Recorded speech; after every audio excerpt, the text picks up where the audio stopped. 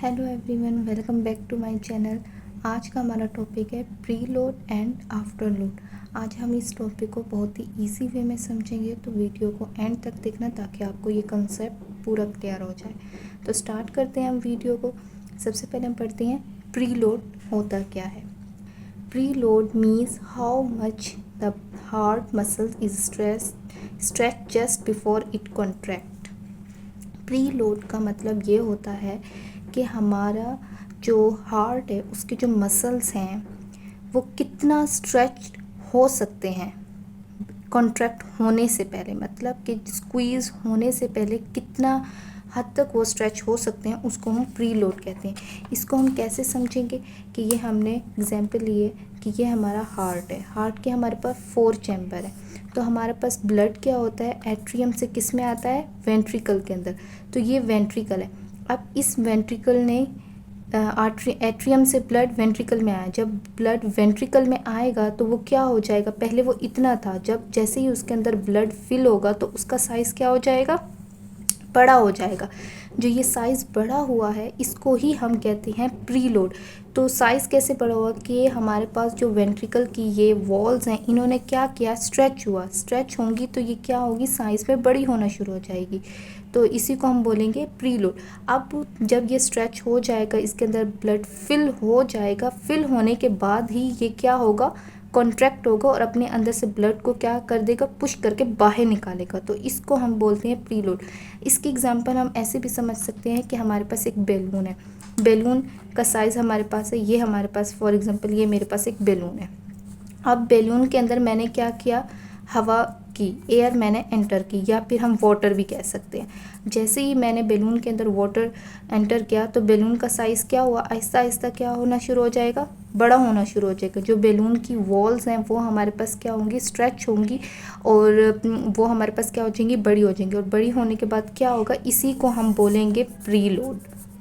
Pre load simple सा क्या होता है कि प्री लोड का मतलब यही होता है कि जो हमारे हार्ट के मसल्स हैं, जो वेंट्रिकल्स के मसल्स हैं, जिसको हम मसल्स जो हैं वो बने होते क्या, सर्कोमेयर, उसने लेंथन होना है उसने, तो उसको ही हम बोलेंगे प्री लोड। स्ट्रेच्ड होंगे, स्ट्रेच का मतलब ये अभी इतना है, जब मैं इसे स्ट्रेच करूँगी तो इसका साइज़ क्या हो जाएगा, बड़ा हो जाएगा, जैसे कि रबड़ होती है इसी तरह।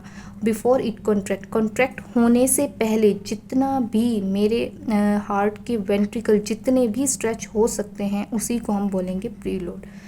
When the heart is relax, जब हमारा हार्ट रिलैक्स फॉर्म में होता है, मतलब कि डायस्टोल फेस में होता है, तो क्या हो रहा है, जब हमारे पास हार्ट जो होता है रिलैक्स होता है, तो रिलैक्स फॉर्म में क्या होता है कि जितना भी ब्लड होता है वो एंटर होना शुरू हो जाता है वेंट्रिकल के अंदर, ठीक है, और वेंट्रिकल को फिल करना शुरू कर देता है। और वेंट्रिकल क्या होना शुरू हो जाता है, साइज़ इंक्रीज़ होने लगता है, उसकी वॉल स्ट्रेच होने लगती है ताकि ज़्यादा से ज़्यादा ब्लड जो है वो वेंट्रिकल में आ सके। जितना ज़्यादा ब्लड एंटर होगा हमारे हार्ट के अंदर, इतनी ही ज़्यादा हमारी वेंट्रिकल की जो वॉल्स हैं वो हमारे पास क्या होंगी, स्ट्रेच होंगी। जितना ज़्यादा बैलून में मैं वाटर ऐड करूँगी, हवा ऐड करूँगी, उतना ही बैलून जो है अपने साइज़ में इंक्रीज़ होना शुरू हो जाएगा। और इसी ही स्ट्रेचिंग को मैंने क्या बोला, प्री लोड, ठीक है। इसके बाद आ जाता है कि प्री लोड डिपेंड किस पे करता है। प्री लोड जो होता है ये वीनस ब्लड प्रेशर पे डिपेंड करता है और वीनस रिटर्न रेट पे।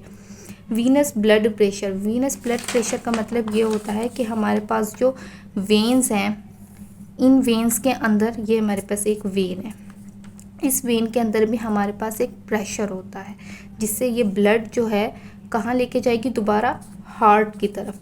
अगर ये प्रेशर जो है ज़्यादा हो तो उतना ही ज़्यादा हमारे पास क्या होगा, ब्लड जो होगा किसकी तरफ जाएगा, हार्ट की तरफ। और जितना ब्लड हार्ट की तरफ ज़्यादा जाएगा उतना ही हमारे पास प्री लोड क्या होगा, ज़्यादा, उतनी ही ज़्यादा वेंट्रिकल जो है वो स्ट्रेच होंगी। इसके बाद आ जाता है venous return rate. Venous return rate का मतलब ये है कि जितना ज़्यादा मेरा हार्ट जो है ब्लड को पंप करेगा, इतने ज़्यादा मसल्स तक ब्लड जाएगा, उतना ज़्यादा क्या होगा, मसल से जो वीनस रिटर्न है कि मतलब वो ब्लड जिसके अंदर कार्बन डाइऑक्साइड ऐड है वो उतना ही ज़्यादा हार्ट की तरफ आएगा। जितना ज़्यादा हार्ट की तरफ वीनस वाला ब्लड आएगा उतनी ही ज़्यादा वेंट्रिकल जो होगी स्ट्रेच होंगी, और जितनी ज़्यादा स्ट्रेच होंगी इतने ही ज़्यादा हमारे पास क्या बढ़ेगा, प्री लोड बढ़ेगा। इसके बाद आ जाती है व्हाट इंक्रीजेस प्री लोड। अब कौन से ऐसे फैक्टर हैं जिससे हमारा प्री लोड जो है वो इंक्रीज हो सकता है। इस फैक्टर में सबसे पहले आ जाता है एक्सरसाइज। जब हम एक्सरसाइज करते हैं तो क्या होता है, हमारी डिमांड जो होती है स्केलेटल मसल्स की, वो ऑक्सीजन डिमांड वो क्या हो जाती है, इंक्रीज़ हो जाती है। तो जितना ज़्यादा हम एक्सरसाइज करते हैं इतनी ज़्यादा मसल्स को ऑक्सीजन चाहिए, ब्लड चाहिए, और इतनी ही ज़्यादा हमारे पास क्या होगा, जो कार्बन डाइऑक्साइड है वो हमारे पास ब्लड के साथ क्या जाएगी, हार्ट के अंदर जाएगी, और इतना ज़्यादा वीनस रिटर्न बढ़ेगा। और जितना ज़्यादा वीनस रिटर्न बढ़ेगा उतना ज़्यादा हमारे पास क्या बढ़ जाएगा, प्री लोड इंक्रीज़ होगा। तो एक्सरसाइज इस तरह से हमारे पास क्या करती है, इंक्रीज़ कर देती है प्री लोड को। फिर दूसरा आ जाता है इंक्रीज़ ब्लड वॉल्यूम। जितना ज़्यादा हमारे हार्ट के जितना ज़्यादा हमारी बॉडी के अंदर ब्लड का वॉल्यूम ज़्यादा होगा, ब्लड ज़्यादा होगा, यानी कि हमारे अंदर अगर फ्लूइड का ओवरलोड ज़्यादा होगा उतना ज़्यादा हमारा हार्ट जो है वो पंप करेगा, और जितना ज़्यादा पंप करेगा उतना ही ज़्यादा फिर वीनस रिटर्न बनेगा, और जितना ज़्यादा वीनस रिटर्न होगा उतनी ही ज़्यादा प्री लोड भी इंक्रीज़ होगा।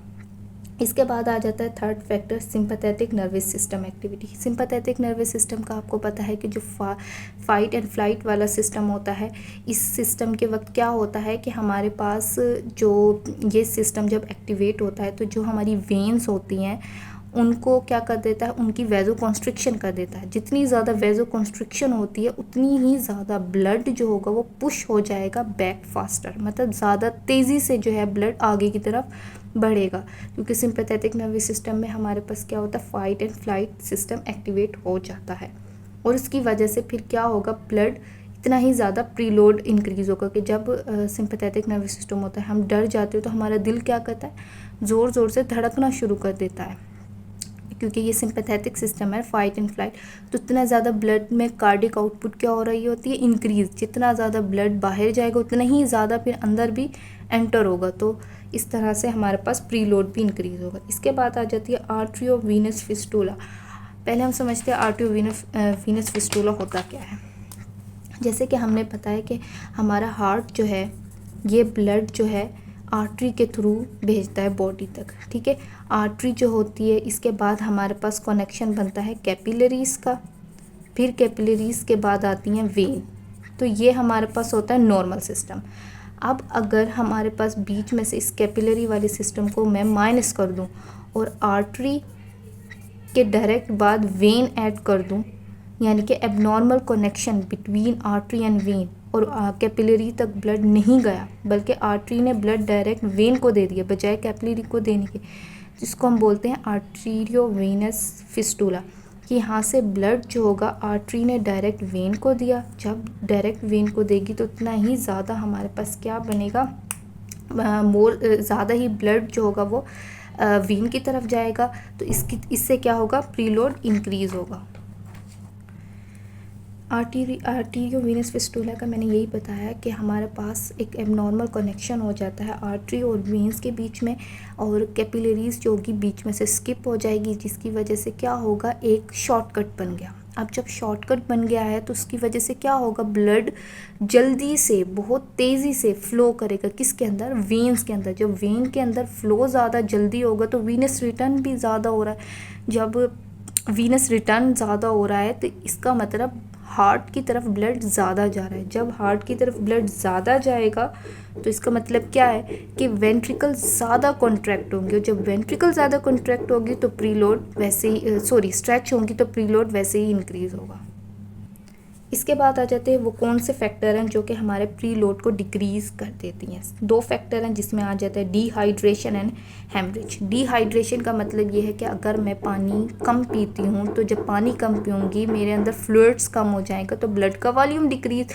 जब ब्लड वॉल्यूम डिक्रीज़ तो कैसे हमारे मतलब ब्लड ही कम होगा जिस्म के अंदर, तो हमारा हार्ट कितना ही उसको पंप आउट करेगा, कम ही करेगा। जब ब्लड कम ही पंप आउट हो रहा है तो वीनस रिटर्न भी कम हो रहा है। जब वीनस रिटर्न कम हो रहा है तो प्रीलोड यानी कि वेंट्रिकल स्ट्रेच भी कम हो रहे हैं। इसके बाद आ जाता है हेमरेज। हेमरेज क्या होता है कि ब्लड का लीक कर देना, मतलब बॉडी के अंदर से, तो उसको हम कहते हैं हेमरेज। अगर मेरी बॉडी के अंदर से हेमरेज हो जाए, ब्लड बॉडी से बाहर निकल आए तो बॉडी के अंदर तो ब्लड कम हो जाएगा। जब ब्लड वॉल्यूम कम हो गया तो हमारे पास क्या होगा, प्रीलोड भी कम हो जाएगा। हेमरेज आ जाता है। हेमरेज का मैंने यही बताया कि ब्लड का लॉस हो जाना बॉडी से, और जब बॉडी से ब्लड का लॉस होगा तो ब्लड वॉल्यूम भी डिक्रीज़ हो जाएगा। तो ये था हमारे पास प्रीलोड, मींस कि इसके अंदर हमारे पास यही होता है कि हमने हार्ट के मसल्स को स्ट्रेच कराना होता है कॉन्ट्रैक्ट होने से पहले। इसी को हम सिंपली प्रीलोड कहते हैं। इसकी एग्जांपल आप बैलून वाली ले सकते हैं, जिससे ये आपको कभी भी नहीं भूलेगा। ओके, अब हम स्टार्ट करते हैं आफ्टर लोड को। आफ्टर लोड क्या होता है, the pressure the heart muscle push against to pump blood out. After load को मैं आपको एक एग्जांपल से समझाती हूँ कि एक हमारे पास डोर है, ठीक है। यहाँ पे आप एग्जांपल लें कि ये एक डोर है, ठीक है, ये डोर, ठीक है। अब डोर को मैंने ओपन करना है, ठीक है। यहाँ से मैंने डोर को क्या करना है, ओपन, लेकिन यहाँ पे कोई रिस्ट्रिक्शन या बैरियर है जो दरवाजे को ओपन नहीं होने दे रहा। अगर ये रिस्ट्रिक्शन है, मतलब यहाँ पे एक प्रेशर है या रेजिस्टेंस है जिससे ये दरवाज़ा ओपन होने में मुझे क्या लगेगी, फोर्स ज़्यादा। अब अगर यहाँ पे रिस्ट्रिक्शन ज़्यादा है तो मैंने फोर्स ज़्यादा लगानी होगी, क्योंकि दरवाज़ा बहुत भारी है, खोलने के लिए मुझे ज़्यादा पुश करना पड़ेगा। अगर यहाँ रिस्ट्रिक्शन कम है तो मेरा दरवाज़ा आराम से खुल जाएगा। तो ये जो रेजिस्टेंस है, ये जो प्रेशर है जो इस डोर को ओपन करने में मुझे रिस्ट्रिक्शन दे रही है, और मैंने जो ये फोर्स लगाई है इस दरवाजे को ओपन करने के लिए, इसी को मैं आफ्टर लोड कहते हैं। द प्रेशर, वो प्रेशर जो हार्ट लगाता है, मतलब मैं, ठीक है, दरवाजे को ओपन करने जा रही हूँ तो मैंने जो फोर्स लगानी है, ठीक है ना, must push against to pump blood out. मैंने जो ये फोर्स लगाई है, ये जो प्रेशर लगाया है, इसके अगेंस्ट, इस वाले प्रेशर के अगेंस्ट कि मैंने इस दरवाजे को ओपन करना है, इसी को कहते हैं आफ्टर लोड। यानी कि left ventricle push blood. Left ventricle क्या होता है, लेफ़्ट वेंट्रिकल में हमारे पास लेफ़्ट एट्रियम से ब्लड आया। अब लेफ़्ट वेंट्रिकल ने क्या किया, इस ब्लड को एओर्टा की तरफ देना है, तो जो लेफ़्ट वेंट्रिकल पुश करेगा, मतलब बाहर की तरफ ब्लड को निकालेगा, पुश करना मतलब इस तरह से पुश करेगा इनटू द एओर्टा, ठीक है। After load depend on aortic pressure, कि यहाँ पे लेफ़्ट वेंट्रिकल है, ठीक है ना। अब लेफ़्ट वेंट्रिकल ने एओर्टा की तरफ, यहाँ पे एओर्टा है, ठीक है, लेफ़्ट वेंट्रिकल ने एओर्टा की तरफ हमारे पास क्या करना है, ब्लड को भेजना है। तो यहाँ पे एओर्टा के अंदर जो प्रेशर है, जो रेजिस्टेंस है, जिसके अगेंस्ट जाके लेफ़्ट वेंट्रिकल ने ब्लड को बाहर निकालना है, उसी को हम आफ्टर लोड बोलेंगे, ठीक है। और ये आफ्टर लोड जो है किस पे डिपेंड करता है, एओर्टिक प्रेशर पे। ये लेफ़्ट वेंट्रिकल की बात थी। अब है राइट वेंट्रिकल। राइट वेंट्रिकल ने भी अपना ब्लड पुश करना है किसकी तरफ, लंग्स की तरफ। और लंग्स की तरफ कौन लेके जाता है, पल्मोनरी आर्टरी। जो पल्मोनरी आर्टरी के अंदर रेजिस्टेंस है, जो प्रेशर है, जो ब्लड को आगे आने से रोक रहा है, उसी को हम क्या बोलेंगे, आफ्टर लोड, ठीक है। इसका आफ्टर लोड किस पे डिपेंड करता है, पल्मोनरी वॉल्स पे या पल्मोनरी प्रेशर पे। और लेफ्ट वेंट्रिकल का किस पे डिपेंड करता है, एओर्टिक प्रेशर पे। अब कौन से फैक्टर आ जाते हैं जो कि इंक्रीज करते हैं आफ्टर लोड को। सबसे पहले फैक्टर आ जाता है high blood pressure. High blood pressure यानी कि हाइपरटेंशन की बात हो रही है। अगर हमारा ब्लड का प्रेशर एओर्टा में ज़्यादा है, एओर्टा है, एओर्टा के अंदर प्रेशर बहुत ज़्यादा है, मतलब कि दरवाजे पे है दरवाज़ा और वो बहुत ज़्यादा भारी है, मतलब कि वो बहुत ज़्यादा भारी दरवाज़ा है, ठीक है ना। अब उसको मैंने खोलना है, तो खोलने के लिए मैंने फोर्स भी क्या लगानी होगी, बहुत ज़्यादा, क्योंकि दरवाज़ा बहुत ज़्यादा भारी है, मुझसे वो ओपन ही नहीं हो रहा।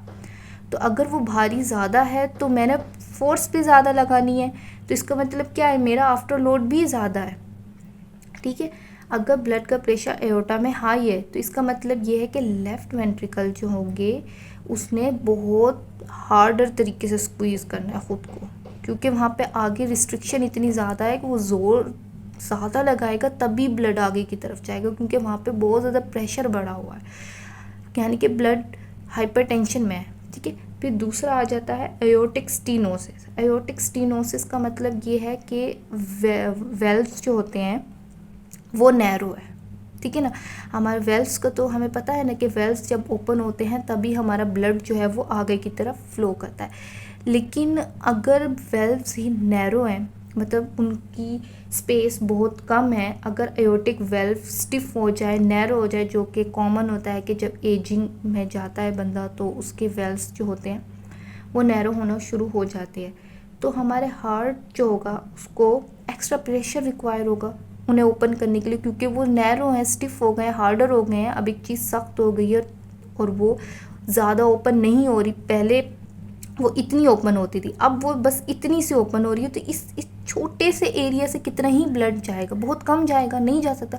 तो पीछे से जो वेंट्रिकल है, लेफ्ट वेंट्रिकल, उसने बहुत तेज़ी से खुद को स्क्वीज़ करना है। जब वो तेज़ी से फोर्स ज़्यादा लगाएगा, स्क्वीज़ करेगा, तभी ये हार्डर जो सख्त दरवाज़ा है जो थोड़ा सा खुल रहा था, जब मैं फोर्स ज़्यादा लगाऊंगी तभी वो ज़्यादा ओपन होगा, तभी मेरा ब्लड जो होगा वो आगे की तरफ जाएगा।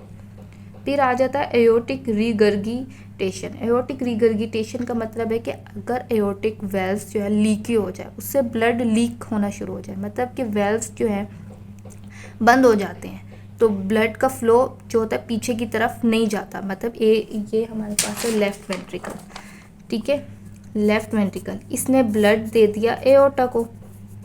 अब एयोर्टा के यहाँ पे वेल्व्स लगे थे, अगर ये वेल्व्स सही से ओपन ही ना हो तो क्या होगा, ब्लड पीछे की तरफ जाना शुरू कर देगा। लेफ्ट वेंट्रिकल में वो बैक साइड की तरफ चला जाएगा, ठीक है ना। अगर ब्लड लीक कर जाए पीछे की तरफ हार्ट में तो क्या होगा, लेफ्ट वेंट्रिकल में तो सारा ब्लड वापस आना शुरू हो जाएगा। तो लेफ्ट वेंट्रिकल पे क्या होगा, वॉल्यूम इंक्रीज हो रहा है, आगे की जाने की बजाय ब्लड पीछे की तरफ आ रहा है, तो क्या हो रहा है, प्रेशर इंक्रीज होता जा रहा है। जब प्रेशर इंक्रीज हो रहा है तो और ज़्यादा लेफ्ट वेंट्रिकल को क्या होगी, प्रेशर ज़्यादा रिक्वायर होगा कि इसको आगे की तरफ भेजे, क्योंकि वो पीछे की तरफ आ रहा है, यानी कि एयोर्टिक वॉल्व जो हैं वो सही वर्क नहीं कर रहे। तो तब भी हमारे पास आफ्टर लोड क्या हो रहा है, इंक्रीज हो रहा है। इसके बाद आ जाता है pulmonary hypertension. High blood pressure जो मैंने अयोर्टा का बताया था, पल्मोनरी, ये सेम ही एक ही चीज़ है। इसमें क्या, अगर मेरी जो पल्मोनरी आर्टरी है उसके अंदर प्रेशर ज़्यादा है तो उस, मतलब आप ऐसे समझे कि एक आर्टरी है, उसके अंदर आर्मी की फ़ोर्स जो है वो बहुत ज़्यादा है, वहाँ पे ठहरे हैं, कोई 20-25 ठहरे हैं। तो अब उनके अगेंस्ट जाके मैंने आगे की तरफ चलना है, तो उन सबसे मुकाबला भी करना होगा ना। तो 20 से लड़ने के लिए मेरे पास फोर्स भी इतनी ज़्यादा ही होनी चाहिए, तभी मैं आगे जाऊँगी। अगर मैं वीक हूँ तो मैं उन 20 का कैसे मुकाबला कर सकती हूँ। तो मैंने उस प्रेशर के अगेंस्ट, उस रेजिस्टेंस के अगेंस्ट जाके बाहर की तरफ निकलना है। अगर हाई प्रेशर है लेफ़्ट वेंट्रिकल पल्मोनरी आर्टरी के अंदर, तो मुझे बहुत मुश्किल होगी, क्या होगा, राइट वेंट्रिकल को ज़्यादा फोर्स रिक्वायर होगी, ज़्यादा तेज़ी से वो खुद को मतलब क्या करेगा, पंप करेगा, ताकि वो उन 20 के 20 सिपाहियों को क्रॉस करके आगे की तरफ जा सके, लंग्स की तरफ, ठीक है। इसके बाद आ जाते हैं कौन से फैक्टर हैं जो आफ्टर लोड को कम कर देते हैं। उसमें सबसे पहला फैक्टर है मिट्रल रीगर्गिटेशन। मिट्रल रीगर्गिटेशन का मतलब यही होता है कि हमारे जो वेल्व्स हैं वो हमारे पास वीक हो गए हैं, वो हमारे पास लीकी हो गए हैं और ब्लड को पीछे की तरफ भेज रहे हैं। मिट्रल वेल्व्स कौन से होते हैं कि मिट्रल वेल्व्स, ये मेरे पास लेफ्ट हार्ट है और यहाँ पे राइट है। लेफ्ट हार्ट में क्या है, यहाँ पे है लेफ्ट एयोर्टा, लेफ्ट एट्रियम, और यहाँ पे है लेफ्ट वेंट्रिकल। लेफ्ट एट्रियम और लेफ्ट वेंट्रिकल के बीच में हमारे पास 2 वेल्व्स लगे होते हैं, उसको हम कहते हैं मिट्रल वेल्व्स। अगर मिट्रल वेल्व्स के अंदर कोई मसला हो जाए तो उसको बोलेंगे मिट्रल रीगर्गिटेशन।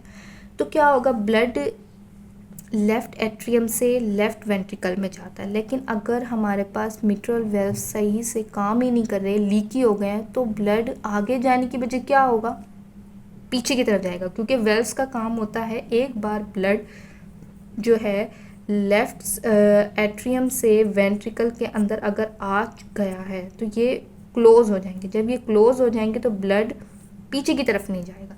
लेकिन इस केस में क्या हुआ, रिगर्गिटेशन में वेल्व सही से काम नहीं कर रहे, तो ब्लड आगे आने की बजाय पीछे ही जा रहा है। पीछे कहाँ जा रहा है, लेफ्ट एट्रियम के अंदर ही है। जब हमारे पास वो पीछे की तरफ यानी कि लेफ्ट एट्रियम में ही जा रहा है, यानी कि लेफ्ट वेंट्रिकल के अंदर तो ब्लड ही नहीं आ रहा। जब लेफ्ट एट्रियम के अंदर ब्लड नहीं आ रहा तो वो स्ट्रेच या पंप कैसे करेंगे, वो पंप कैसे करेंगे लेफ्ट एयोर्टा की तरफ, तो ब्लड एयोर्टा की तरफ जा ही नहीं रहा। तो क्या हुआ, प्री आफ्टर लोड तो कम हो गया, क्योंकि हमारे पास क्या है, वहाँ पे जो रेजिस्टेंस है वो ना होने के बराबर ही है। मतलब एक डोर है, वो इतना हल्का है कि उसे मैं आराम से खोल के बाहर जा सकती हूँ, तो वहाँ पे मैंने प्रेशर लगाया, नहीं लगाया, मेरी कोई फोर्स लगी, नहीं लगी, मैं तो बस ऐसे मैंने टच किया, वो ओपन हुआ और मैं चली गई। तो यहाँ पे क्या हुआ, आफ्टर लोड क्या है, बहुत कम है, मैंने तो कोई फोर्स ही नहीं लगाई। तो क्या हुआ कि less resistance in front of left ventricle. Left ventricle में जब ब्लड ही नहीं आएगा तो लेफ्ट वेंट्रिकल रेजिस्टेंस ब्लड को पुश करने के लिए फोर्स ही क्या लगाएगा, वो फोर्स ही नहीं लगाएगा। जब फोर्स ही नहीं लगाएगा तो ईजियर टू इजेक्ट ब्लड, तो उसके लिए ब्लड को बाहर निकालना क्या हो जाएगा, बहुत ईजी। तो इसलिए क्या होगा, आफ्टर लोड क्या है वहाँ पे, बहुत ही कम है। तो ये था हमारे पास आफ्टर लोड और प्री लोड। आई होप कि आपको ये अच्छे से समझ आया होगा। अगर कोई पॉइंट ऐसा हो जो आपको समझ नहीं आया तो आप मुझे कमेंट पे बता सकते हैं। मिलते हैं नेक्स्ट वीडियो में। Take care.